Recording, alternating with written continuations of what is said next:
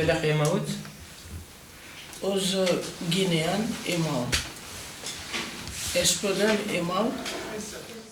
Bep merer evegret ar gentel ebreonek baskol dazeilat menezare. Pemzek repuat a bepler geus statideau dizinvel zo deuet ama avet goubirana o diger geus sevenadur brer. Donc ça veut dire, si on traduit, c'est blanc et noir. Gwenadu, vous avez peut-être déjà entendu ça, vous entendrez peut-être ça, c'est le drapeau breton.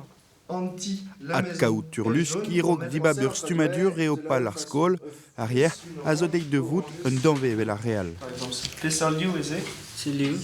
Liu, Ouais. de quelle couleur est-ce que c'est?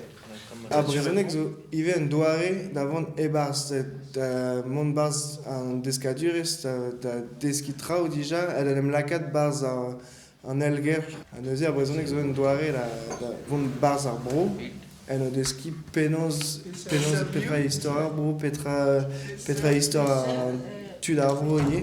A da welet trao, penoz eza an trao amant, en o miroulen zonj e vo marteze an tutze au jeu moment pas de pelle.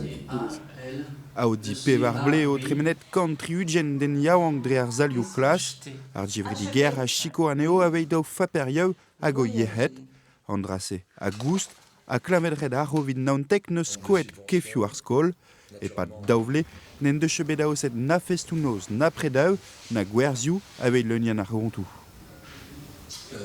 Neus ket moyen ken oz atrao a serdze, neus e diez maremañ gwelout un dazon peogwir avant ko a c'han a ben nebeut nichou.